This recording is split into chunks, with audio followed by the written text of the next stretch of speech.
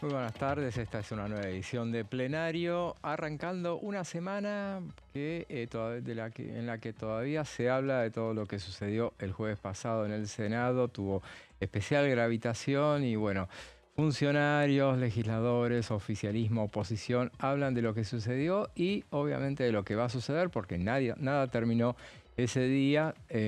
Justamente se aprobaron seis cuestiones que, bueno, no quería el gobierno nacional, obviamente.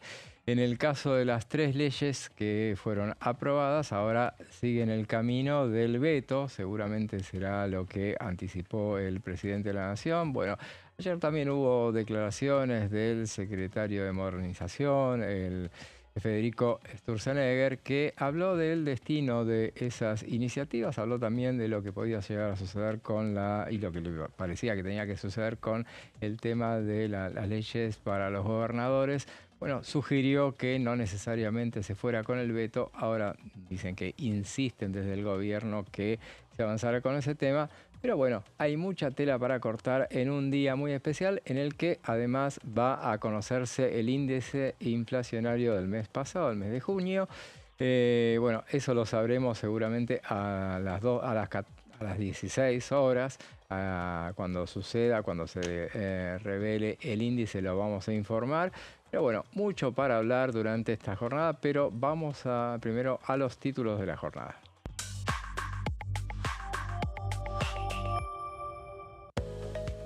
La Libertad Avanza podría ganar en 7 de 8 distritos donde se eligen senadores. De confirmarse los resultados, la Libertad Avanza podría triplicar su representación en la Cámara de Senadores.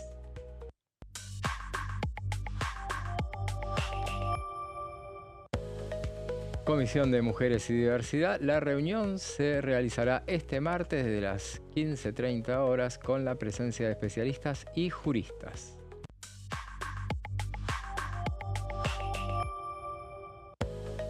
Lisandro Almirón será candidato a gobernador, será en las elecciones que se disputarán por la gobernación de Corrientes el 30 de agosto. Esa información se conoció este fin de semana.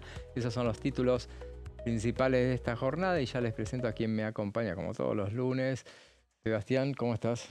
¿Cómo estás, José? Muy bien. Bueno, coincidimos, ¿no? Un poco que lo del jueves pasado fue un masazo, fue un jueves negro para el gobierno nacional que necesita rápidamente recuperarse, ¿no? Así Veremos, es.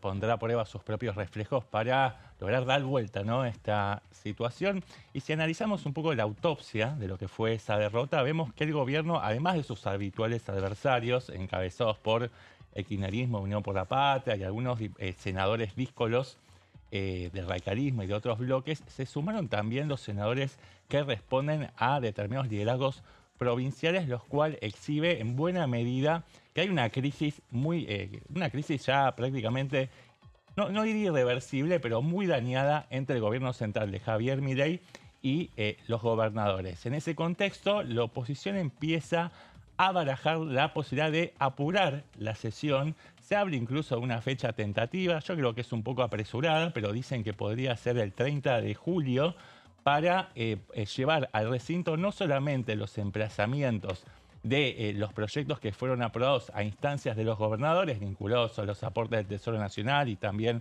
a redistribuir lo recaudado por el impuesto a los combustibles, sino además los proyectos que ya tienen dictamen, que declara, por ejemplo, la emergencia del Hospital Garrahan y de la salud pediátrica, y también el proyecto de financiamiento universitario que obtuvo dictamen el martes de la semana pasada. Bueno, la oposición está calibrando ahora la estrategia. El tema es que los gobernadores no están apurando a sus diputados a motorizar este tema que inquieta e intranquiliza claramente a la Casa Rosada.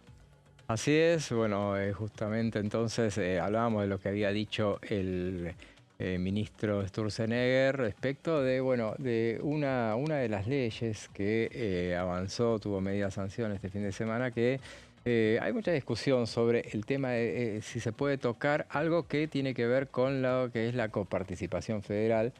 Él hablaba de una legislación que, bueno, mostraba su disposición a que avanzara esa normativa, bueno, porque se establece que cualquier modificación de la Constitución Nacional de la ley de coparticipación tiene que ser confirmada por cada una de las legislaturas provinciales. Bueno, evidentemente, si eso se pudiera hacer por ley, bueno, él particularmente mostraba su disposición. En realidad se le aclaraba que lo que se estaba hablando era de una ley complementaria, lo que se va a reformar.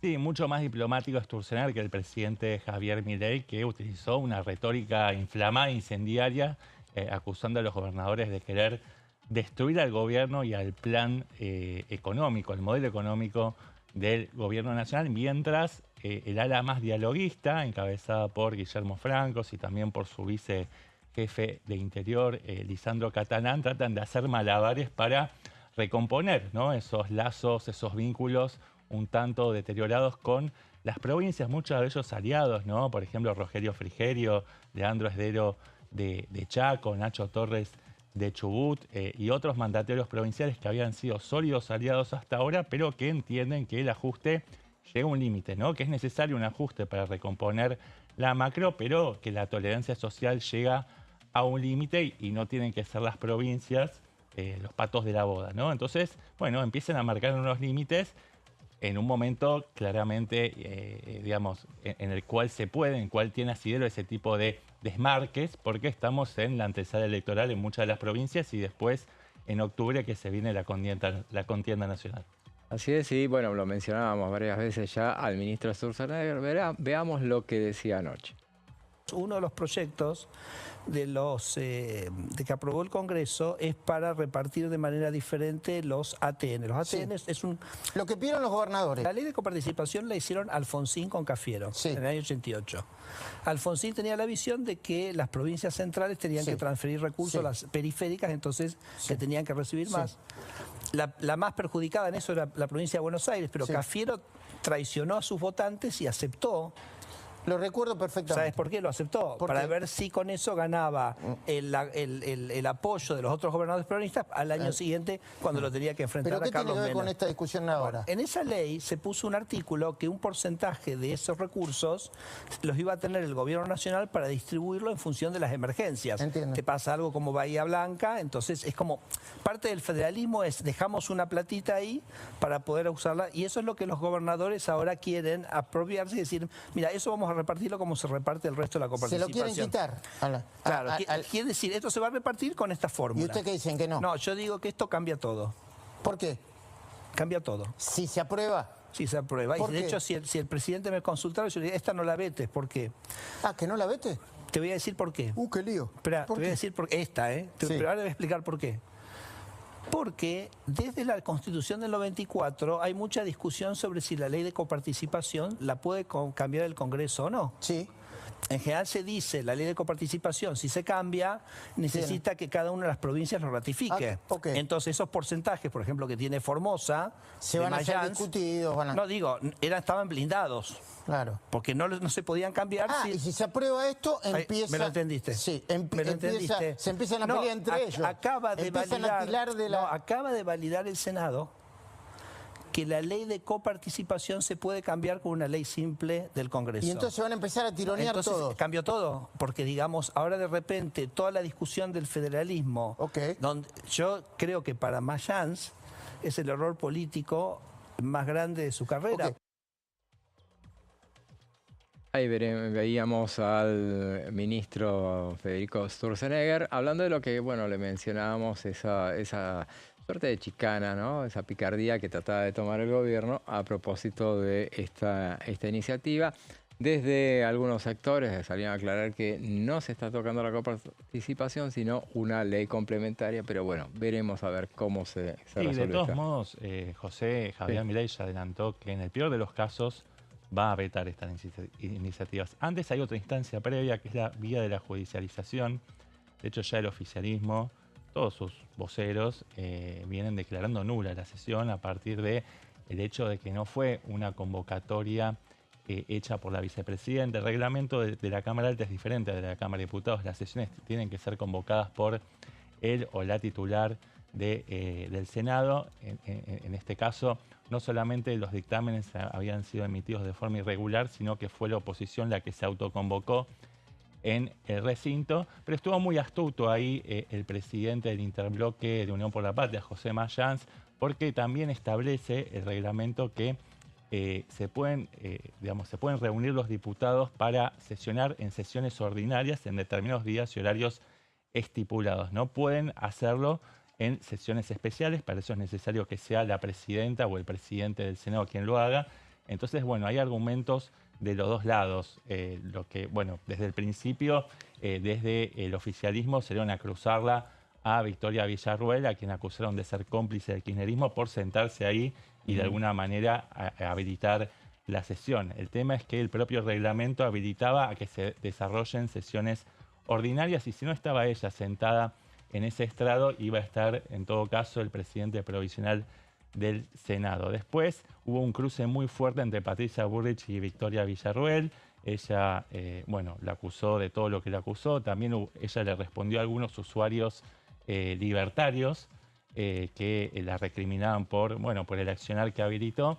Y ella incluso emuló algunos de los argumentos de la oposición, posicionándose a favor de las leyes jubilatorias y de discapacidad. Dijo que, el gobierno dice que no hay plata para pagarle a los jubilados y a los discapacitados, pero sí a la CIDE y sí para pagar viajes al exterior, y le recomendó que ahorre en esos ítems. Así que, dinamitó del todo los pocos puentes que le quedaban con el presidente Javier Milei y la vicepresidenta. Ahí hay una relación, una sociedad que está irreversiblemente rota. Claro, justamente ese fue el dato del fin de semana, la ruptura definitiva, evidentemente porque, después de la respuesta, finalmente respondió, como decía Sebastián, respondió la presidenta, respondió por interpósita persona, porque lo hizo a través de terceros, sin mencionar directamente al presidente, pero por momentos sí lo hizo, mencionó al presidente, mencionó a la secretaria general de la presidencia, entonces claramente, esto no tiene vuelta atrás, claramente, es la presidenta del Senado. Justamente hablando del Senado, veíamos recién en los títulos el tema de la referencia a, me pareció también un dato muy interesante para tenerlo en cuenta, que tiene que ver con una encuesta de CB Consultora, que hacía referencia a que el gobierno nacional, La Libertad Avanza, tiene chances de ganar en 7 distritos, 7 de los 8 que se ponen en juego. A mí me parece que, aparte, porque yo refrendo esos resultados, me parece que sí, son muy viables. Y me parece que, en una Cámara donde todos coincidimos en que, más allá del el eventual triunfo que pueda llegar a tener La Libertad Avanza en las próximas elecciones, no va a cambiar sustancialmente el Congreso de la Nación. Las dos cámaras va a seguir siendo una minoría el oficialismo, independientemente del aval que te da ganar una elección, obvio. Pero los números son bastante interesantes. Sí. Lo que podría ser, he estado mirando lo que puede llegar a suceder, y si te parece, vamos repasando punto por punto cuáles son los distritos. Decían que en Ciudad de Buenos Aires, igualmente, esta encuesta, CB Consultora, hizo un análisis hacía acuerdos que no están formalizados, no hay todavía fórmulas. Claro. Entonces, ellos decían, si van juntos La Libertad Avanza y el PRO, podrían llegar a tener 46,7%, que me parece que sí, que pueden perfectamente tenerlo. Segundo saldría el Partido Justicialista. Esa es la sumatoria de los votos que sacó Adorni con los Penatos, ¿no? Fueron 30 y 15, lo cual totaliza 45. Estamos más o menos en los mismos valores. Así es. Ellos ponen en tercer lugar un espacio de Larreta con la coalición cívica, que sacaría el 7,6%. Me parece que, habrá que ver si existe ese espacio, habrá que ver si el PRO va junto con la Libertad Avanza en la Ciudad de Buenos Aires. Recordemos, no es la idea del jefe de gobierno, por lo menos. Sí, Larreta sacó 8 puntos, así que también tiene bastante coherencia ese número. ¿Y cuánto dice del 27,5? 27,5. Es exactamente lo que sacó Santoro en la Ciudad de Buenos Aires. O sea que, suponiendo, dándole crédito a esta encuesta, entonces tendríamos los senadores por la primera minoría, tendríamos los 2 senadores para La Libertad Avanza y el PRO, en ese caso, y un senador para el Partido Justicialista, que quedaría todo igual porque exponen, justamente, hay 2 senadores en este caso. En este caso, los ganaría porque los senadores actuales son Martín Lustó y Guadalupe Tagliaferri. Claro. que son más lejanos, más distanciados del oficialismo, obviamente. Claro. Y el senador es Mariano Recalde. Mariano Recalde es quien tiene todas las fichas para encabezar esa nómina. Así que, bueno, quedaría todo más o menos como está. La otra provincia es Entre Ríos, donde también dan como juntos al PRO y la Libertad Avanza. Ahí me parece que sí, esa es la intención, por lo menos de las dos partes. Y más todavía en el caso de Frigerio, que ha dicho, si divide el voto, lo pierde. Entonces quiere ir, sacaría un 36,2% según la encuesta, un 28%. Sí, Frigerio se aleja un poco de Monzó, ¿no? Que había sido su socio, habían compartido una consultora. Bueno, toma un camino político divergente. Claro, sí, pero acá es por una cuestión de conveniencia, obviamente, porque tenés un justicialismo que saca 28,3% según la encuesta. Si vos dividís el voto, estás en problemas. Acá exponen justamente, exponen dos senadores, un radical y uno del PRO, así que el peronismo no perdería porque mantendría esa banca que hoy por hoy lo tiene Estefanía Cora, Claro. de la Cámpora. Es quien reemplazó a Cuader después del escándalo de la frontera, ¿no? Ella es de Estefanía Cora de la Cámpora. Así es. En el Chaco se plantea una unión de la UCR con del gobernador Leandro Esdero, irían juntos con la Libertad Avanza. Tiene sentido, fue la alianza que ya conformaba a nivel provincial. Sacaría un 38,9%. Ahí los números están bastante justitos porque el PJ de Capitanich sacaría un 30,9% y hay un PJ no kirchnerista que sacaría 10,7%. Si se juntaran, evidentemente no se van a juntar, pero si se juntaran, y no sé si no se van a juntar, pero si se juntaran, le darían un susto. En este caso, bueno, quedarían dos senadores para la UCR y la Libertad Avanza y un senador para el PJ, que ahí perdería un lugar, porque ahí están Pilati Vergara, son los senadores, Pilati Vergara y Antonio Rodas, ahí perdería uno. En Río Negro, la Libertad Avanza conseguiría un 32%, Juntos Somos Río Negro 27,1%. Ahí entonces ganaría los dos senadores por la mayoría, la Libertad Avanza, que iría sola, y Juntos Somos Río Negro mantendría su lugar, que actualmente es de Mónica Silva. El que perdería dos lugares es el peronismo.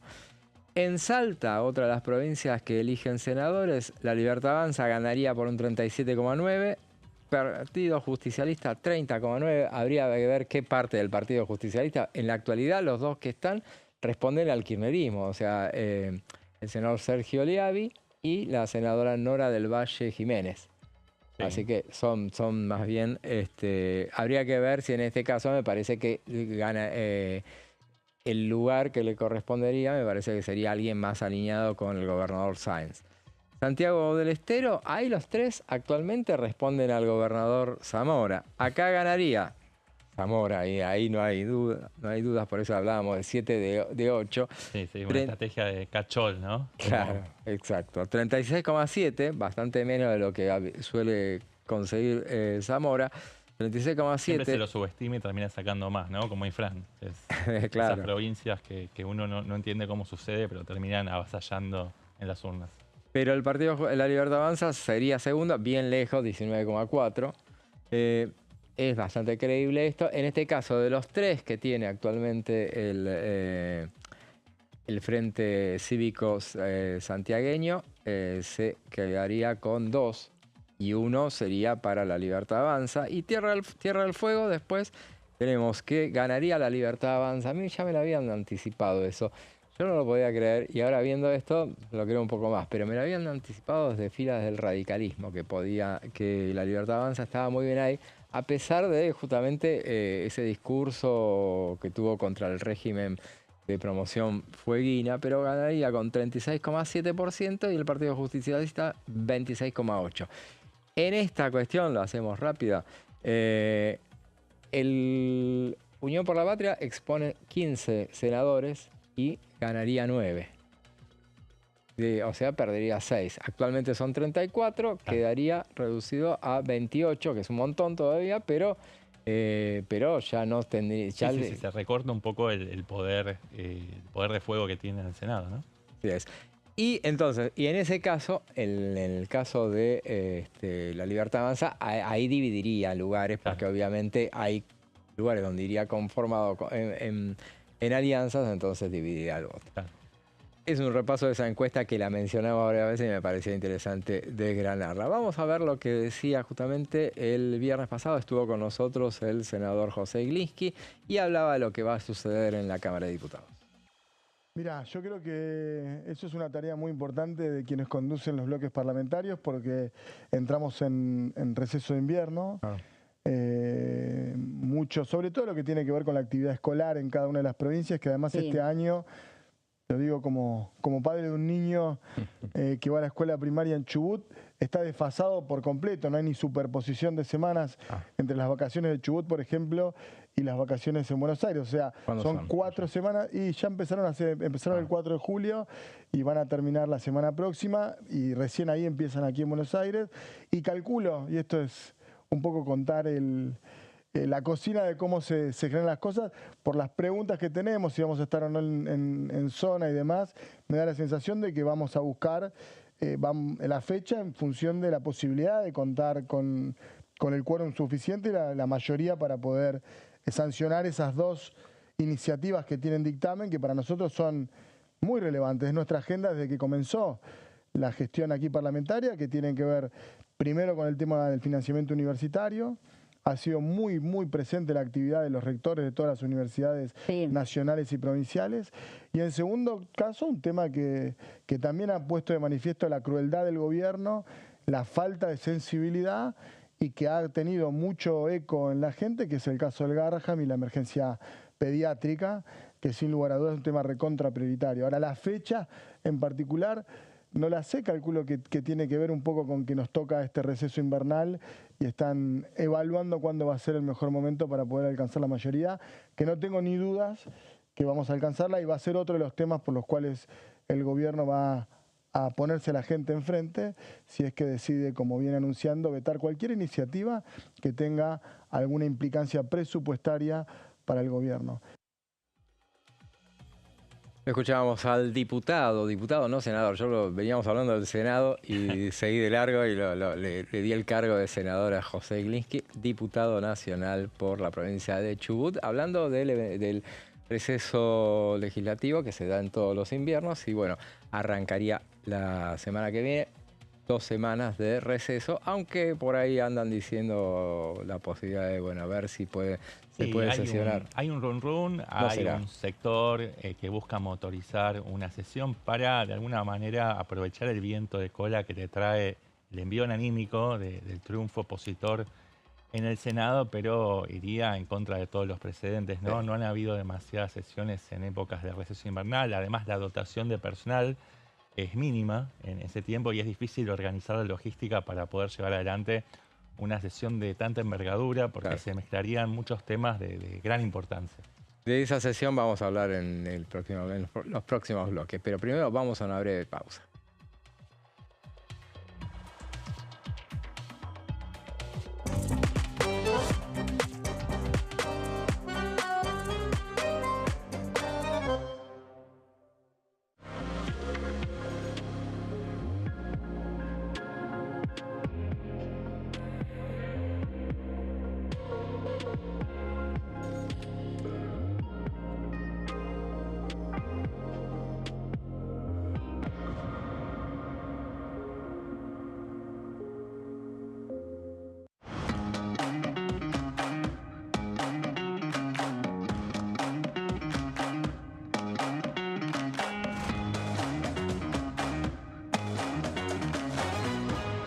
Pasos perdidos.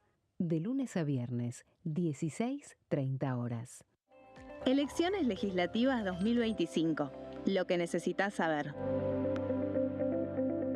El 26 de octubre, cada provincia elegirá a sus representantes en la Cámara de Diputados de la Nación.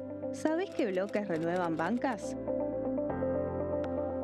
Este año se renuevan 127 bancas, la mitad de los diputados. Unión por la Patria renueva 46 bancas.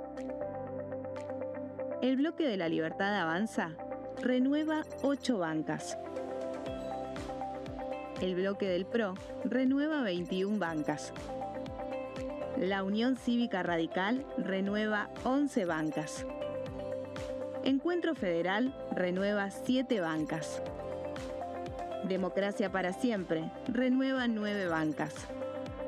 El bloque del Frente de Izquierda renueva 4 bancas. Coalición Cívica renueva 4 bancas. Otros bloques renuevan 17 bancas. Elegí a tus representantes, tu voto, tu voz, tu futuro. Para más información, ingresá en www.argentina.gov.ar/elecciones-medio 2025. Dengue, Zika y chikungunya. Presta atención a estos síntomas. Si tenés fiebre alta, 38 o más, de 2 a 7 días de duración y dolor de cabeza, en especial detrás de los ojos, muscular y de las articulaciones, diarrea, dolor abdominal, náuseas y o vómitos, malestar general, cansancio, decaimiento, erupción en la piel, sangrado en nariz, encías u otras partes del cuerpo, no te automediques. Toma mucho líquido, usa repelente y acércate a un centro de salud.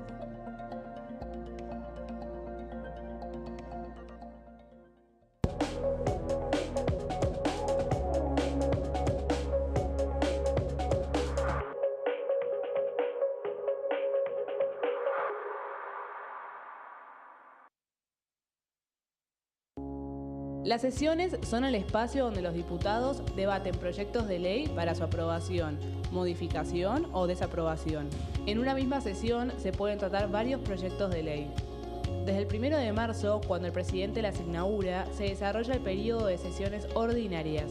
Entre el 1 de diciembre y el 28 de febrero se extiende el periodo de sesiones extraordinarias que solo pueden ser realizadas a pedido del presidente de la Nación. En el recinto, el bloque oficialista se dispone a la derecha del presidente de la Cámara, el bloque opositor mayoritario a la izquierda y en el centro los bloques con menos cantidad de integrantes. En el tratamiento, en general, los diputados tienen 7 minutos y los jefes de bloque entre 20 y 12 minutos conforme al número de legisladores que representen. La sesión es dirigida por el presidente de la Cámara de Diputados, que administra el uso de la palabra y las distintas instancias del funcionamiento. A la izquierda del presidente está el secretario administrativo, a la derecha el secretario parlamentario y debajo de él están los taquígrafos, que registran cada uno de los testimonios.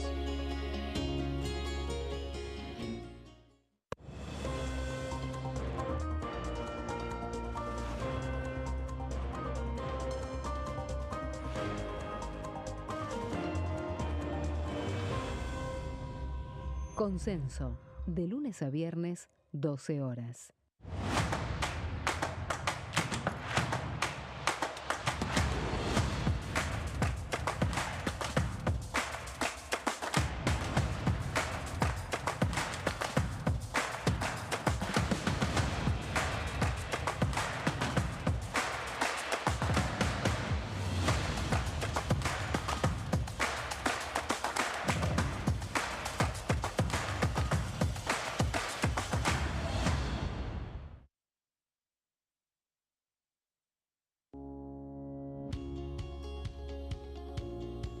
La Cámara de Diputados tiene 257 miembros.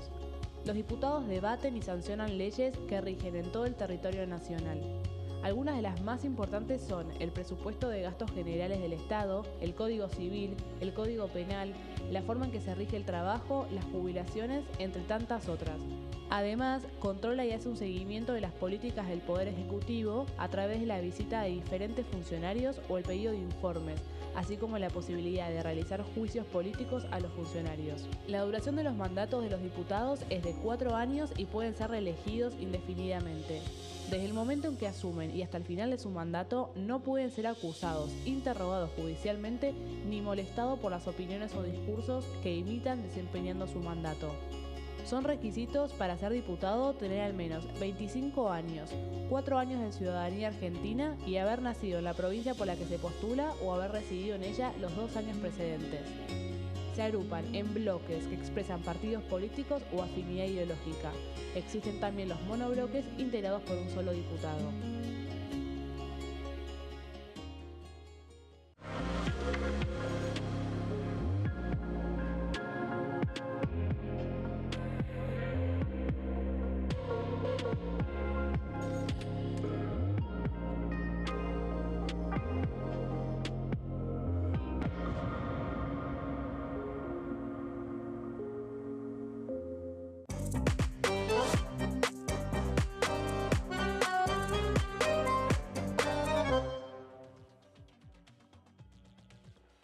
Segundo bloque de plenario, y hablábamos en el bloque anterior de lo que puede llegar a suceder en las próximas semanas, y hablábamos del receso invernal. Esta semana hay actividad en comisiones. Estaba repasando un poco lo que las comisiones. Hay una bicameral de fiscalización de órganos y actividades de seguridad interior.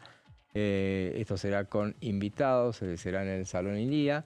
También está una reunión de mujeres y diversidad, también es con invitados, y bueno, esa la anunciábamos en los títulos. Y después está la Comisión de Análisis y Seguimiento de Cumplimiento de Normas Tributarias y Previsionales.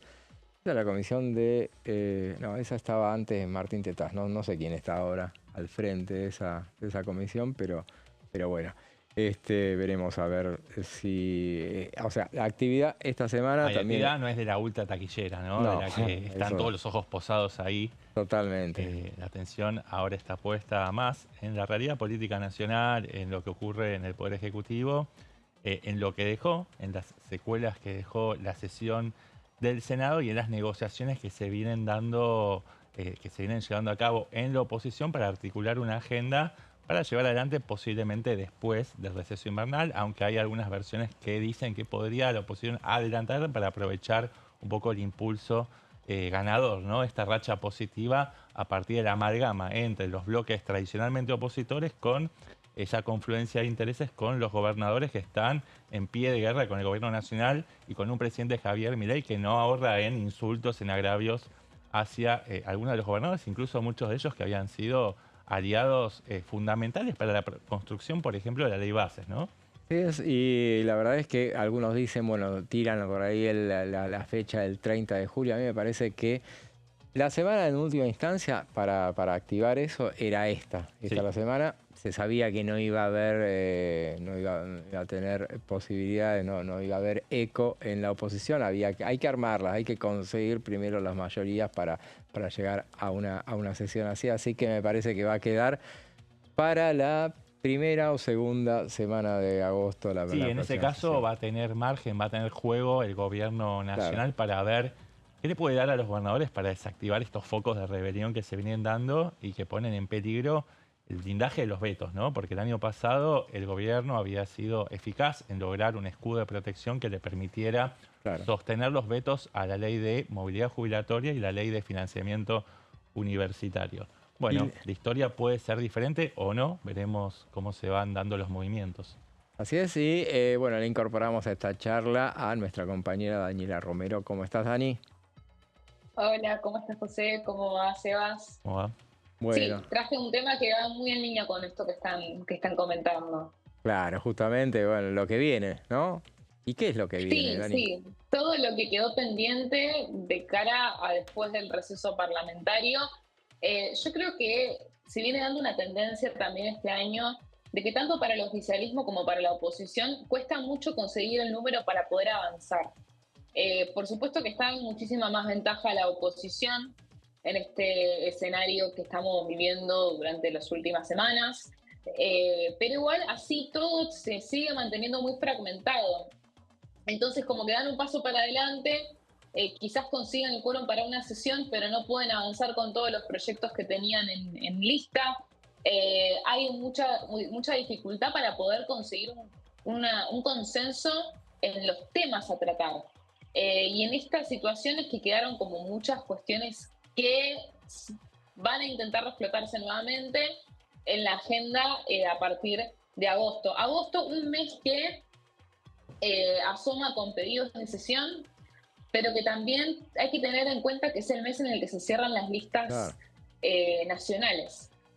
Claro. Entonces va a ser difícil poder, tanto para el oficialismo como para la oposición, poder coordinar, porque ahí se van a jugar un montón de intereses particulares, ¿no?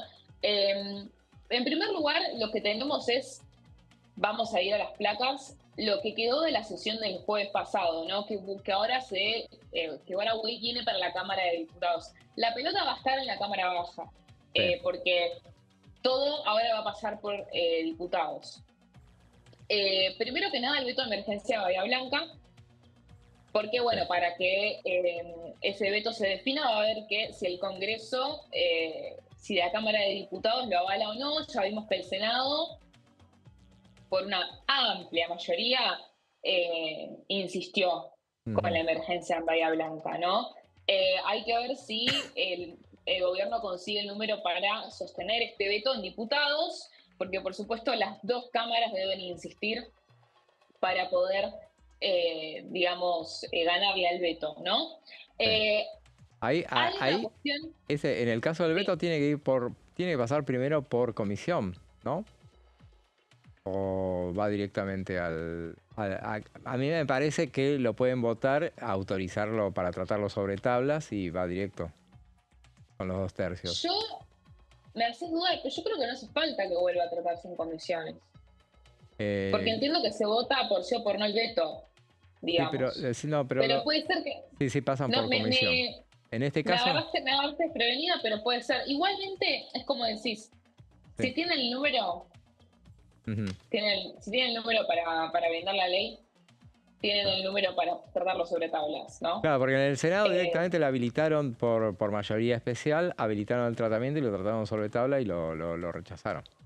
Claro. Recordemos que necesitan 2 tercios, que es el mismo número que necesitan para tratar algo sobre tablas. Claro. De manera que si la Cámara de Diputados consigue los 2 tercios para poder insistir sobre la emergencia en Bahía Blanca, va a poder conseguir el número para tratarlo sobre tablas. Esa es un poco la pelea, ¿no? Sí. ¿Por qué es importante el número del veto de Bahía Blanca?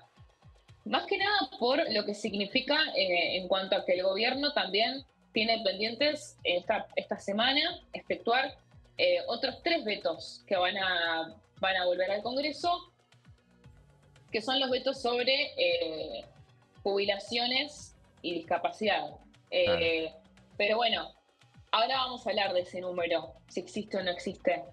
Pero también, ¿qué pasa? En el Congreso, en diputados, tenemos los dictámenes de emergencia pediátrica, que tiene que ver con la problemática del Garrahan, y también el dictamen del financiamiento universitario, que son iniciativas que también tuvieron avance la semana pasada, también a partir del emplazamiento de la Comisión de Presupuesto, y que asoman a ser 2 de los puntos principales del temario de la próxima sesión que vaya a pedir la oposición. ¿Qué se mete acá? Vamos a la siguiente placa. Los proyectos de coparticipación, que también fueron aprobados sobre tablas, con prácticamente unanimidad, si no hubiese sido por el voto en contra del senador del PRO de Córdoba, Luis Juez. Claro. Hubo igual ausencias de radicales que a mí me sorprendieron, pero claramente tuvieron un consenso muy amplio, que era de esperarse, porque bueno, son 2 proyectos de ley que están impulsando los gobernadores, todos los distritos, las 23 provincias y la Ciudad Autónoma de Buenos Aires. Dani, por lo tanto, sí. Perdón, ¿esos 2 proyectos se pueden meter en el recinto en esta próxima sesión? Ya veremos cuándo. ¿Como una moción de emplazamiento o se pueden tratar sobre tablas con una mayoría de 2 tercios? ¿Cómo la ves vos? Yo creo que lo que pasó en el Senado fue que se trató sobre tablas directamente. Claro. Yo creo que también cómo se va a dar en diputados, si va a ser una moción de emplazamiento o un tratamiento sobre tablas, va a depender mucho del número que pueda conseguir la oposición, porque de hecho, justamente estos 2 proyectos de ATN para que se redistribuyan los aportes del Tesoro Nacional vía coparticipación y que también se distribuya lo recaudado por el impuesto a los combustibles, son dos proyectos que la oposición de Democracia para Siempre, por ejemplo, quiere incluir en este próximo periodo de sesión con Garrahan y con universidades para asegurarse el apoyo de los gobernadores, porque siempre sabemos que los gobernadores son los que terminan siendo más esquivos a la hora de darle quórum a la oposición, y creen que incluyendo esto en el temario podrían asegurarse de ese número. ¿Cuán efectivo va a ser eso? Bueno, hay que ver. Si consiguen un buen número, es como decís, va a ir muy probablemente sobre tablas, con una mayoría especial, para que se apruebe directamente. Yo te diría que es el escenario más viable porque, como te digo, o sea, hay un apoyo masivo de todos los gobernadores para que estos dos proyectos prosperen. No así el resto de las iniciativas opositoras. Entonces hay que ver cómo esto se confluye en un pedido de sesión. Ahora, reitero, estamos en año electoral. En agosto es el cierre de listas nacionales. ¿Cuál es la situación de los gobernadores con el gobierno nacional hoy? Está rota en la gran mayoría de los casos, pero hay que ver si eso sigue así de cara a agosto, porque también recordemos que además de que están algunas provincias orquestando alianzas con el oficialismo para las legislativas de octubre, además de eso tenemos el componente de que todavía hay reuniones por llevarse a cabo con los miembros del Ejecutivo. Entonces, esto siempre es dinámico, es muy difícil de prever y ya desde la oposición la semana pasada lo admitían.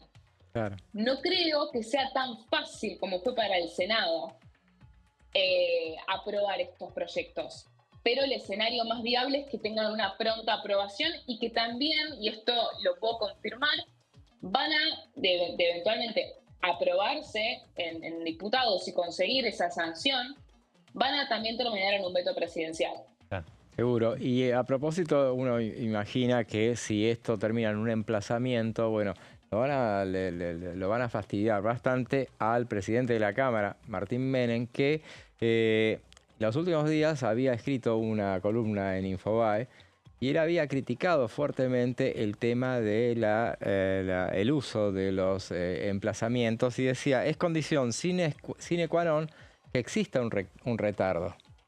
Porque lo que dice el presidente de la Cámara es que, bueno, la verdad es que en general hay retardos con los temas que se han emplazado. Pero en el caso todavía ni siquiera ha llegado a la Cámara de Diputados y ya se está especulando con un emplazamiento. Y él dice, no se establece desde cuándo ni bajo qué circunstancia puede considerarse. Bueno, entonces tiene que existir la certeza de que hay un retardo.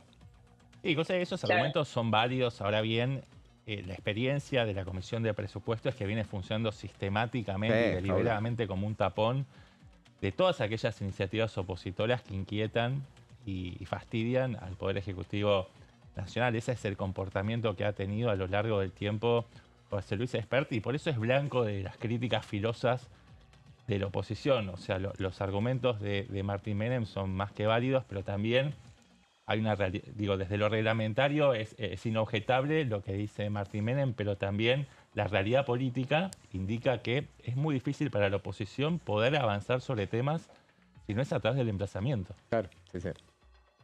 Sí, también entiendo que la técnica del emplazamiento para lo que es la Cámara de Diputados principalmente, por esta fragmentación que tiene la oposición, es como la herramienta más viable.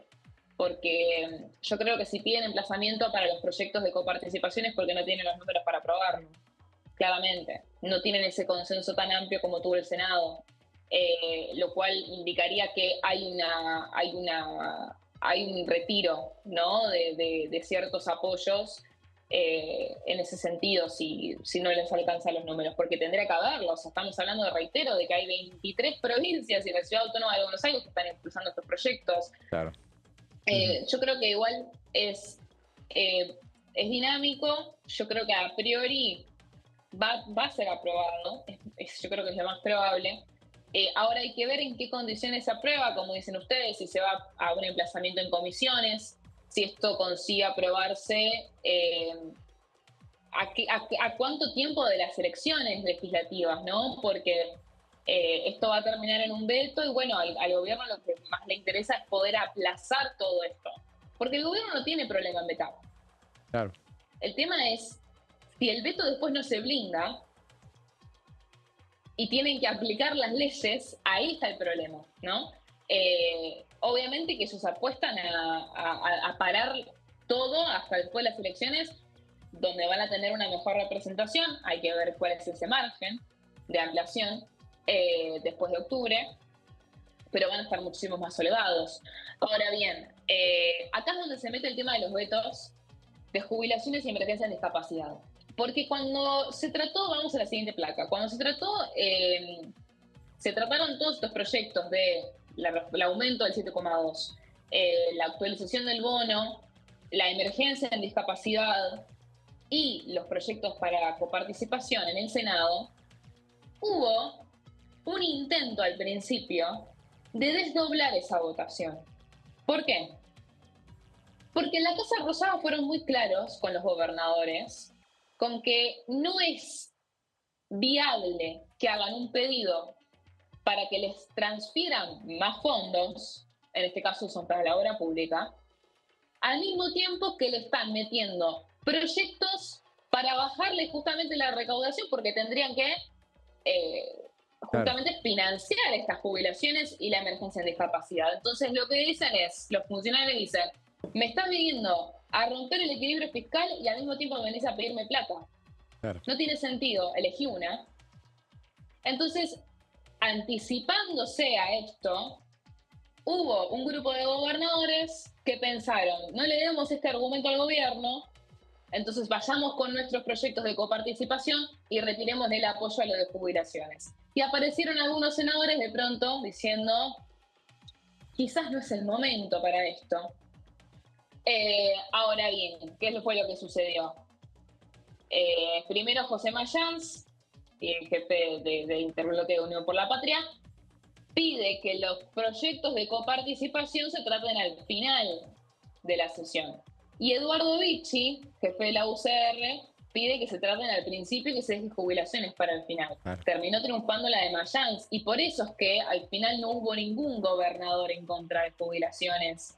Pero si se hubiese tratado primero coparticipación, quizás no estamos hablando de los mismos vetos hoy. Ah, claro, obvio. En este contexto, sabiendo que hubo una antesala de los gobernadores casi retirándole apoyo a estos proyectos, hay que ver cómo eso impacta en la negociación para que salgan los proyectos de coparticipación y se mantengan los vetos del presidente, los futuros vetos del presidente para jubilaciones y emergencia en discapacidad, especialmente considerando que los 2/3 que necesita la oposición para mantener estos proyectos es sobre los presentes.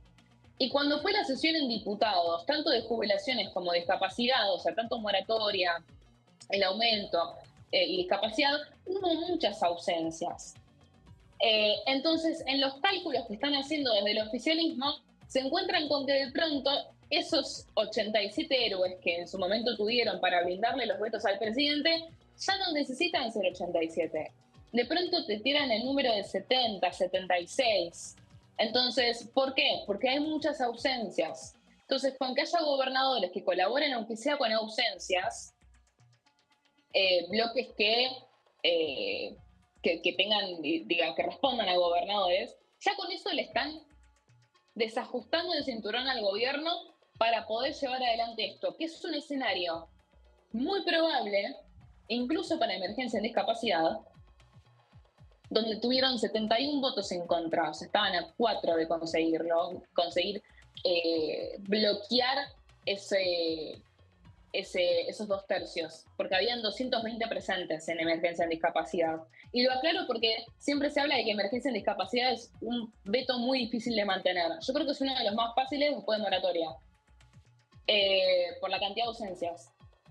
Entonces, yo creo que va a haber una coordinación entre lo que tiene que ver con la coparticipación y los proyectos de coparticipación con el blindaje de los vetos, en ese sentido. Ahora, Dani, es un escenario, de todos modos, es un escenario desafiante, ¿no?, para el oficialismo. Sí. Igual hay que ver tema por tema, ¿no? Vos lo decías bien recién, no es lo mismo el número que se necesita para un tema que para el otro. Pero vos ves que en la última sesión el oficialismo perdió a los diputados del MID, o por lo menos a 2 de los 3. Perdió a 3 de los radicales Peluca. Perdió a los salteños y a los misioneros de Innovación Federal. Perdió a las 2 sanjuaninas que responden al gobernador Orrego. También perdió a los santacruceños, digo, al diputado también de la provincia de Río Negro, Agustín Domingo, al diputado Giancafilo de la provincia de Neuquén. Son muchas las fugas. Está bien que la política es dinámica y son diputados que se pudieron haber ido en algún momento y los puedes recuperar a cambio de concesiones a los gobernadores. Pero es una línea muy delgada, ¿no? Es muy delicado el equilibrio que hay que hacer para poder blindar estos vetos que se vienen. Dani, nos queda, odio decir esto, pero nos quedan 2 minutos. Así que metámosle a ver si llegamos con lo que nos queda. Pero tenés 2 minutos.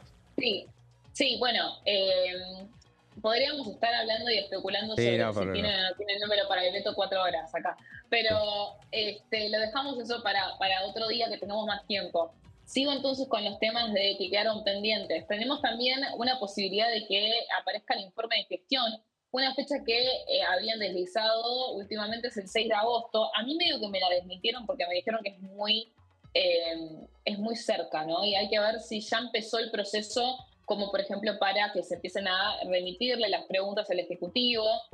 Pero se habla de que puedan meter el informe de gestión en las primeras semanas de agosto justamente para bloquearle una semana a la oposición para que pueda llevar adelante una sesión. Siempre que aparece una sesión es muy difícil hacer varias, ¿no? Claro. Entonces, un poco con esa lógica. Por supuesto que desde Jefatura de Gabinete dicen, eso no es el criterio. Pero bueno, esto requiere también tiempo de preparación, por ende hay que ver si es efectivamente ese 6 de agosto, pero se puede decir que en agosto es muy probablemente que aparezca una sesión informativa con el jefe de Gabinete en diputados, por el informe de gestión. Y por último, otro tema pendiente, no es de la oposición, es del gobierno, que ¿se acuerdan del plan colchón, el famoso plan para sacar los dólares del colchón, que tenía una fase 2? Sí. Una fase 2 que fue anunciada incluso por el diputado y presidente de la Comisión de Presupuestos, José Luis Esperta, en la Casa Rosada, junto con el titular del ARCA, Juan Paso. Quedó ahí. Bueno, quedó ahí. Nunca más se trató. Yo tenía la información de que iban a intentarlo estas semanas previas al receso parlamentario para tenerlo, aunque sea en media sanción. No se empezó a tratar ni en comisiones. El plan siempre fue ir directo a una reunión de comisión, un plenario, y que se configuren las firmas en el dictamen de una. O sea, no estar teniendo un montón de reuniones de comisión y hacer un tratamiento largo, sino hacerlo express. Pero no encontró el oficialismo el lugar. Por más que tengan quizás los consensos dentro de los bloques opositores más dialoguistas, por más que eso lo tengan en la palabra, no aparecen las firmas y no aparece el momento. Claro. Y es muy probable que esto quede pendiente a muchísimo largo plazo y que no se pueda conseguir retomar en agosto. Muy bien, Dani, perfecto, llegamos justo, muy completo el informe y nos quedamos con ganas para seguir abundando sobre el tema. Podemos seguir debatiendo sobre los vetos. Lo vamos a seguir haciendo, seguro. Gracias, Dani. Vamos ahora a una breve pausa y después seguimos con más plenario.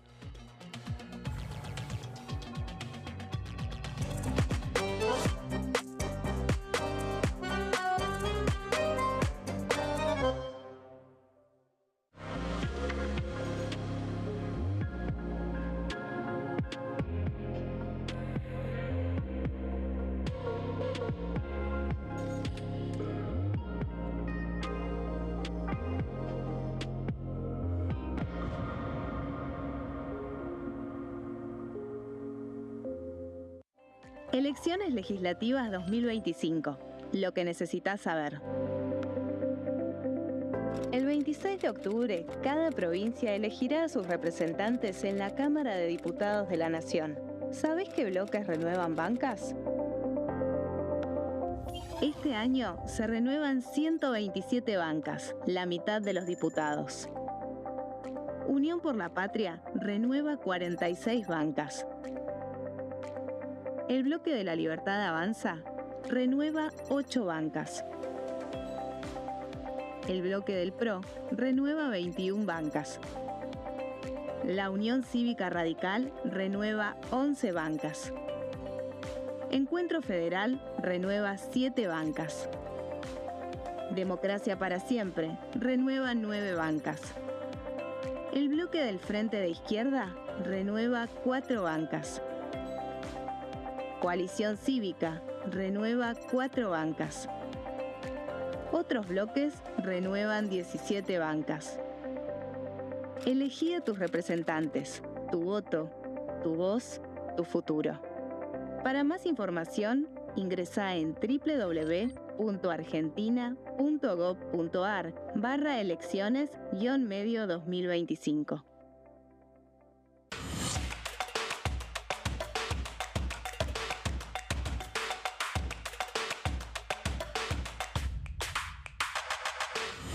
Quórum, de lunes a viernes, 14 horas. ¿Qué diferencia hay entre la Cámara de Diputados y la Cámara de Senadores? La Cámara de Diputados representa al pueblo de la nación argentina. Esto significa que las provincias más grandes y con mayor cantidad de habitantes tienen muchos más diputados que las provincias más pequeñas. La manera de establecer las cantidades es proporcional. La Cámara de Senadores representa a las provincias. Cada provincia envía 3 senadores al Congreso Nacional. El total de senadores es 72, dado que las provincias argentinas son 24. Este es un número fijo. Por ejemplo, la provincia de Buenos Aires cuenta con 70 diputados nacionales y la provincia de Tierra del Fuego con 5. Pero tanto la provincia de Buenos Aires como la de Tierra del Fuego cuentan con 3 representantes cada una en el Senado de la Nación. Cada 2 años, el Congreso Nacional renueva la mitad de sus diputados y 1/3 de sus senadores nacionales. El mandato de los senadores es de 6 años, mientras que el de los diputados es más breve, dura solamente 4 años.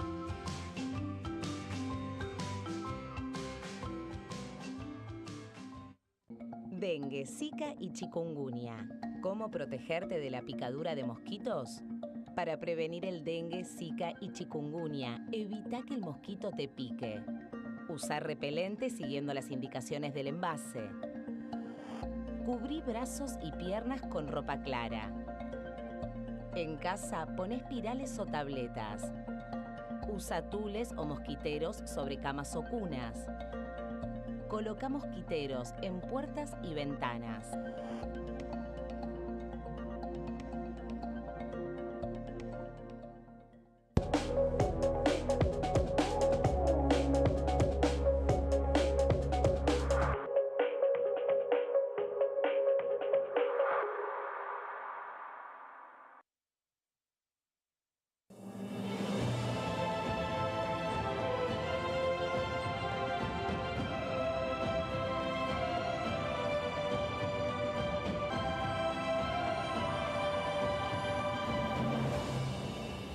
La bancada, de lunes a viernes, 13 horas.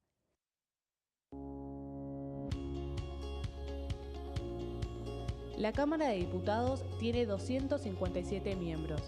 Los diputados debaten y sancionan leyes que rigen en todo el territorio nacional. Algunas de las más importantes son el presupuesto de gastos generales del Estado, el Código Civil, el Código Penal, la forma en que se rige el trabajo, las jubilaciones, entre tantas otras. Además, controla y hace un seguimiento de las políticas del Poder Ejecutivo a través de la visita de diferentes funcionarios o el pedido de informes, así como la posibilidad de realizar juicios políticos a los funcionarios. La duración de los mandatos de los diputados es de 4 años y pueden ser reelegidos indefinidamente. Desde el momento en que asumen y hasta el final de su mandato, no pueden ser acusados, interrogados judicialmente, ni molestados por las opiniones o discursos que imitan desempeñando su mandato. Son requisitos para ser diputado tener al menos 25 años, 4 años de ciudadanía argentina y haber nacido en la provincia por la que se postula o haber residido en ella los 2 años precedentes. Se agrupan en bloques que expresan partidos políticos o afinidad ideológica. Existen también los monobloques integrados por un solo diputado.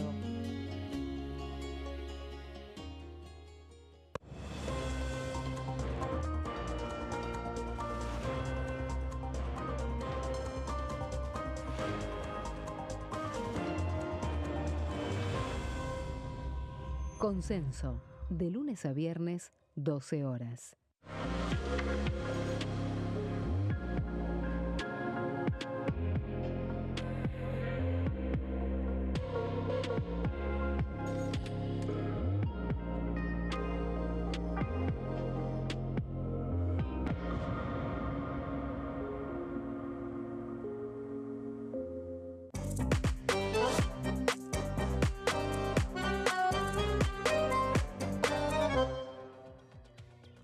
Seguimos con plenario y bueno, se siguen presentando muchísimos proyectos. Un diputado que presenta muchos proyectos. Tuvo una época en la que entró en el cono del silencio, que es el diputado Gerardo Milman, pero ahora ha vuelto a su costumbre de presentar muchísimas iniciativas.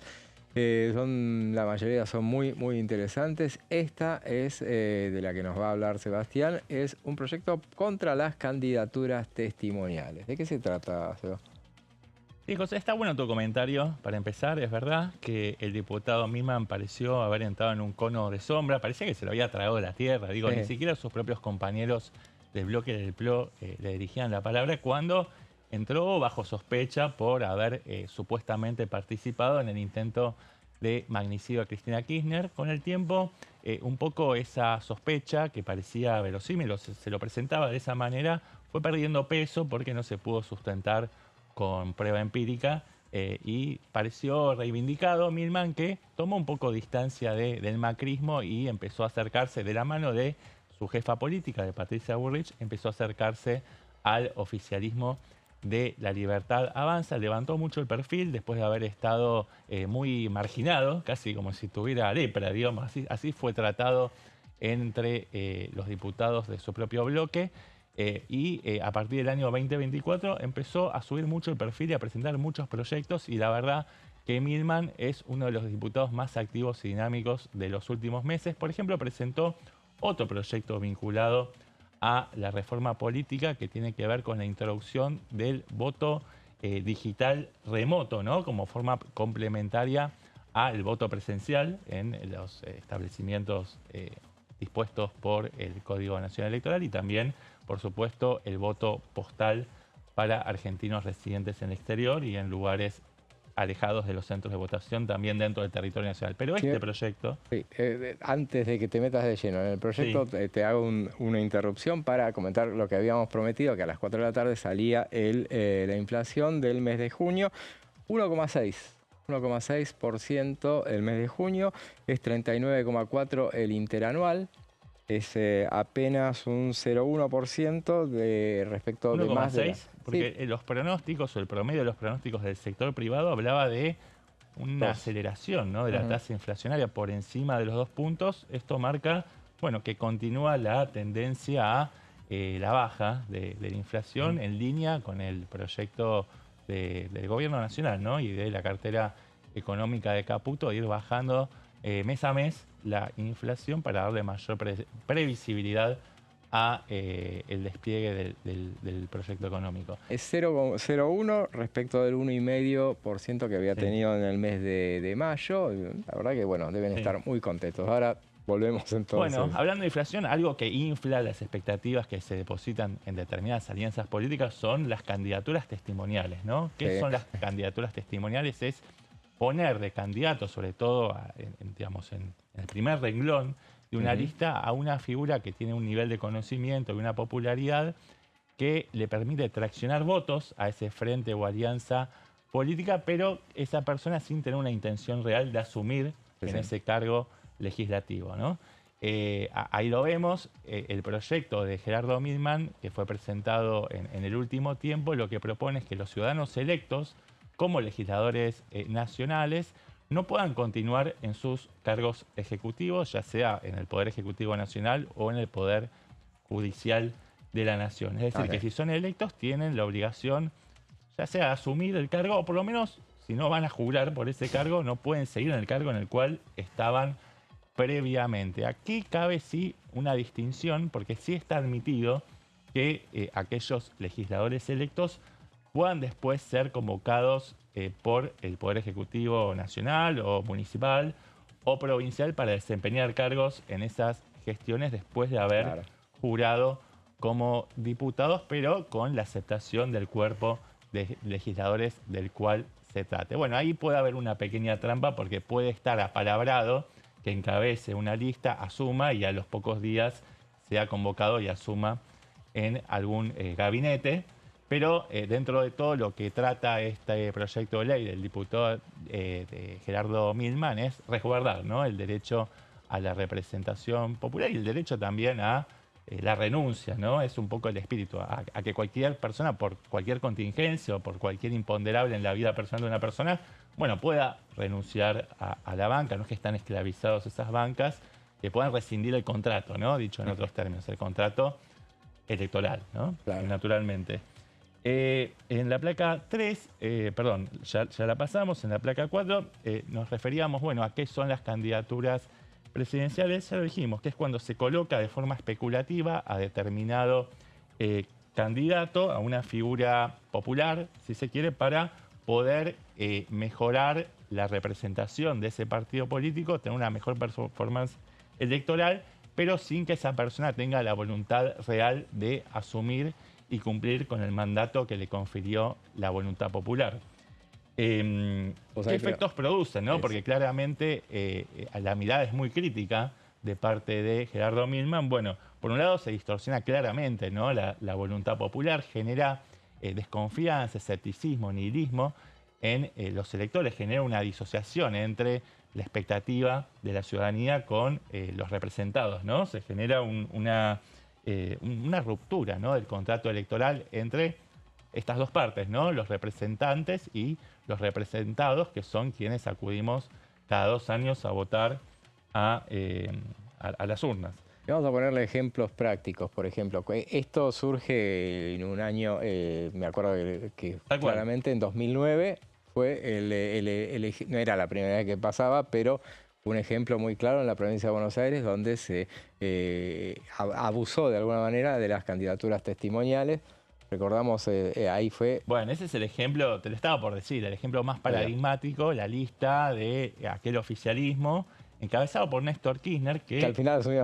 No, que claro, amagaba para hacer una candidatura testimonial, aunque al final fue el único que asumió. Estuvo poco tiempo porque, bueno, lamentablemente después falleció, pero había estado en aquella sesión del matrimonio igualitario, incluso militando los votos. Quienes no asumieron fueron el gobernador de bonaerense, en aquel momento del peronismo, Daniel Scioli. Era segundo ahí. Claro, actualmente es funcionario libertario en ese momento.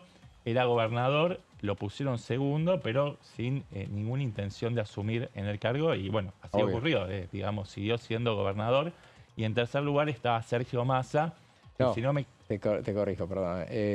Creo, no me acuerdo, me parece que tercera estaba... no había paridad de género, ¿eh? Nacha Guevara igual está. Bueno. Me parece que Massa estaba un poquito más atrás, pero por ahí es lo mismo. Estaba ahí entre los primeros lugares Sergio Massa, que era jefe de gabinete, tampoco estaba previsto que asumiera en la banca. Fue un candidato testimonial. Bueno, ahora también se está barajando la posibilidad de que muchos que son intendentes, por ejemplo, encabecen las listas para los consejos deliberantes o en las secciones electorales. Digo, se está mencionando como alternativa Máximo Kirchner, Mayra Mendoza, el intendente de Quilmes, para la tercera sección electoral. También la vicegobernadora bonaerense Verónica Magalio, que no creo que tenga intenciones de asumir. Imagino que va a completar su mandato como vicegobernadora. También hay casos de los libertarios, como Guillermo Montenegro, que es el intendente de General Pueyrredón de Mar del Plata, para muchos que quizás no asociamos General Pueyrredón con Mar del Plata. También se lo está estudiando como posibilidad de encabezar en la sección electoral de la cual estamos hablando. Diego Valenzuela en 3 de febrero, Pablo Petraca de Junín, todos ellos son parte de este nuevo entente libertario PRO, esta alianza Frente, la Libertad Avanza creo que se llama.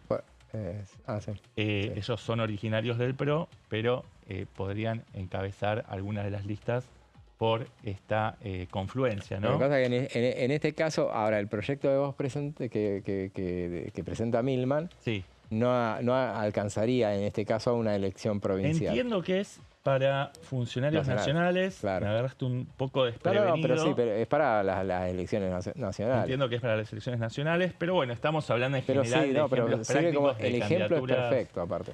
Claro, Viste que Ferraresi, por ejemplo, también tiene ahí una fuerte disputa con la Cámpora en su territorio y en los territorios vecinos, entonces se especula con que podría encabezar la lista para el Consejo Deliberante local. Lo mismo Mario Secco, de Ensenada, todos esos enrolados en el movimiento Derecho al Futuro de Axel Kicillof, que están muy enfrentados al poder de la Cámpora. Entonces podrían ser, junto con también Juan José Musi, candidatos testimoniales. Bueno, lo que pasa, aparte, yo digo, y siguiendo con esa elección en particular, si no le pones, porque hay muchos que directamente no quieren ir a un cargo menor, si se quiere, de diputado provincial o senador provincial. Sí. Pero si no le pones figuras importantes, como los intendentes, que les importará poco, en todo caso, que sean testimoniales. Bueno, yo voy a defender mi distrito, dice. Claro. Así que va a ser muy difícil justamente arrastrar gente a votar. Bueno, lo que sí viene muy bien para entender qué es lo que pasó en la Ciudad de Buenos Aires, donde casi todas las alianzas políticas, salvo el UCR, pusieron toda la carne al asador. Digo, La Libertad Avanza jugó a Manuel Adorni, que es una de las figuras más populares del oficialismo, y le fue muy bien, ganó la elección. Unión por la Patria lo puso a Leandro Santoro, que también es una ascendente figura dentro del panperonismo, más allá de su origen radical. Digo, es un tipo que podría aspirar a continuar como diputado nacional, pero vuelve al llano para tratar de reconstruir o reconfigurar y posicionarse para ser jefe de gobierno. Lo mismo hizo el PRO al hacer que compita Silvia Los Penato, que es una persona quizás más referenciada en los grandes debates nacionales, sino en los debates más citadinos, más circunscriptos al distrito porteño.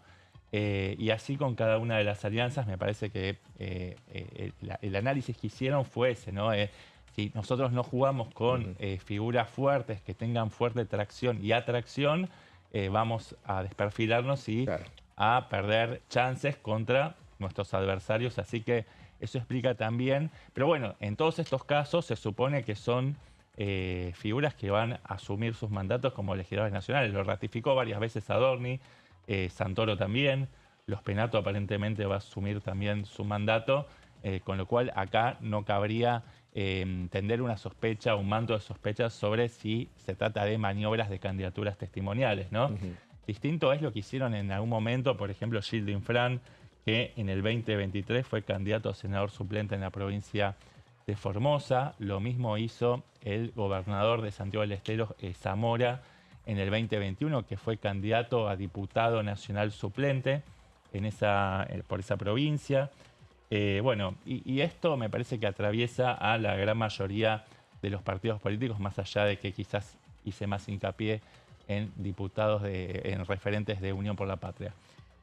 Así que bueno, pero bueno, hablábamos antes, no sé si tenemos todavía las placas en pantalla, sobre los efectos que genera entonces las candidaturas testimoniales en la lectura que hace Gerardo Milman, que es, bueno, genera mucha apatía, ¿no? Y esto se vio también en la baja concurrencia electoral, en todas las turnos electorales que venimos vivenciando a lo largo del año, en la Ciudad de Buenos Aires, pero también en Formosa, en Santa Fe, en Rosario como ciudad protagónica de la provincia de Santa Fe, y en todos los territorios que vienen compitiendo en las urnas se está viendo una tasa de participación cercana al 50%, es decir, 20 puntos menos de lo que venía sucediendo en años anteriores. Esto da la pauta de, bueno, la desconfianza que existe en el sistema electoral, y por supuesto que las candidaturas testimoniales contribuyen a recrear ese clima de poca credibilidad, ¿no? en los sistemas de representación. Claro.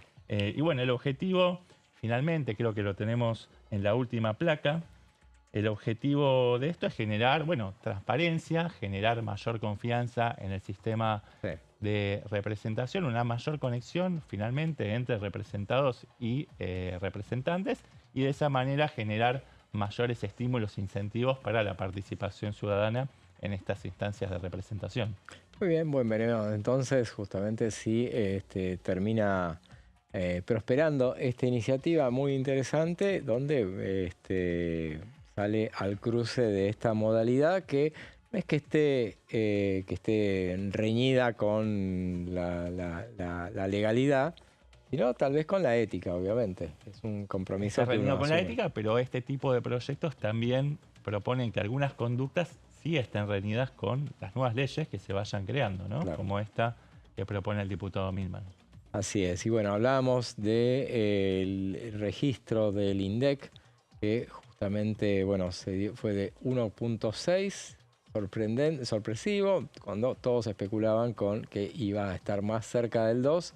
Y bueno, marcó una alza muy mínima con respecto al mes anterior de 1,5. Y vemos ahí entonces, bueno, son números bastante normales, digamos, con un país que con baja inflación. Recordemos entonces, en el interanual habíamos dicho que era del 39%, me parece que habíamos mencionado, pero arrancábamos de, claro, julio de un 4%, agosto 4,2%, 3,5% en septiembre, 2,7% en octubre, 2,4% en noviembre, 2,7% en diciembre, 2,2% enero, 2,4% en febrero, 3,7% en marzo, 2,8% en abril y en la escala descendente 1,5% en mayo, y ahora tenemos Sí, ahí entonces... en marzo parecía que se complicaba, ¿no? Ahí como que 30. repuntaba un poco la curva, pero después volvió a bajar en ese gráfico de barras que estamos viendo. Así es, y 39,4% entonces el interanual. Recordemos, para cálculo para este año, no me acuerdo, del presupuesto que no fue, estaba creo que algo así como un 20%, estaban calculando, no sé, habría que sumar todo esto, pero bueno, tan mal no en ese estaba. borrador de presupuesto para Claro. el año que viene creo que estaba en el orden del 23%, Sí, que va sí. también bastante en línea con lo que sería la proyección de estas cifras que venimos viendo en estos, promediando el año. Claro. Bueno, así que, buenas noticias para la economía. La verdad que es buena noticia para todos en general en cuanto a que volver a ir lentamente a ser un país más normal, y en materia de inflación eso es Sí, también claro. depende muchísimo del manejo del tipo de cambio, ¿no? Que Claro. se logre contener el dólar dentro de este sistema de bandas, que no se descontrole la moneda estadounidense, porque sabemos que en la tradición argentina, siempre que hay una devaluación, hay un traslado prácticamente automático a los precios, que es la forma que tienen los fijadores de precios de proteger sus propios intereses, ¿no? También son los reflejos que fueron aprendiendo a lo largo de muchos fracasos a lo largo de la historia argentina, ¿no? Resguardarse, anticipándose y remarcando precios frente a determinadas sobresaltos cambiarios. Así es. Volviendo a la actividad en la Cámara de Diputados, y uno de los temas que está por venir son las cuestiones que tienen que ver con el presupuesto universitario y la cuestión de la emergencia pediátrica. Veamos lo que decía sobre este último tema el diputado Eduardo Falcone acá el viernes pasado, en este programa. Necesitamos esa información y no queríamos votar en el sentido positivo, ni tampoco no queríamos ir en contra de lo que se trataba ahí. Sabíamos que se iba a aprobar, pero no nos parecía que necesitábamos esa información como para decidir un lado o en el otro. O sea, decidimos no apoyar la posición de rechazo del oficialismo. Por eso no firmamos el oficialismo, pero tampoco el otro, porque nos faltan elementos. Pero, como cerré mi discurso, si tengo que elegir entre sacarle plata a la casta con jubilaciones de privilegio y darle a los jubilados, a los residentes del Garrahan, ya sé cuál es la opción, porque esa es una opción. Y otra cosa que dije, que me parece que es la siguiente: la residencia, el concepto de residencia fue creado para que los médicos se formen en el Estado, en los hospitales, o en el Estado o en los privados. Creo que, si mal no recuerdo, no sé si no fue durante el gobierno de Frondizi con Noblía como ministro, o en el gobierno anterior de Carrillo, que se creó esa institución con ese sentido, porque había la idea de hacer una empresa, digamos, un gran sistema de salud pública. Y la verdad que últimamente, ahora está en esta situación que estamos todos discutiendo, pero la verdad que los residentes los tratan como pasantes de baja remuneración salarial, no ahora solamente, ahora es peor por esta situación que está, pero la verdad es que todos sabemos que cobran poco los residentes porque lo tratan como si le estuvieran haciendo un favor a los residentes, entonces le pagan poco, pero en realidad los que nos beneficiamos con la formación de esos médicos somos toda la población argentina. Así que esa fue mi intervención general. Escuchábamos al diputado Eduardo Falcone y decíamos al principio en los títulos del inicio que, bueno, la confirmación de un diputado nacional como candidato a gobernador. Recordemos, hay solamente 2 provincias que eligen gobernadores este año. Son las provincias que están desfasadas del calendario nacional, Santiago del Estero y la provincia de Corrientes. Corrientes vota el próximo 30 de agosto y, bueno, el que al final se acordó que o no hubo acuerdo entre el oficialismo provincial, el radicalismo gobernante en la provincia, la que gobierna Gustavo Valdés, con la Libertad Avanza, y la Libertad Avanza va a llevar su propia lista, va a ser encabezada por el diputado nacional Lisandro Almirón, quien bueno, fue consagrado el sábado pasado candidato y va a estar acompañado por Evelyn Karsten, va a ser candidata a vicegobernadora en esta fórmula. Ella es secretaria parlamentaria, creo, en la legislatura. Y bueno, esas son las novedades, que es abogada, trayectoria en derecho parlamentario, fue funcionaria pública en la provincia de Corrientes.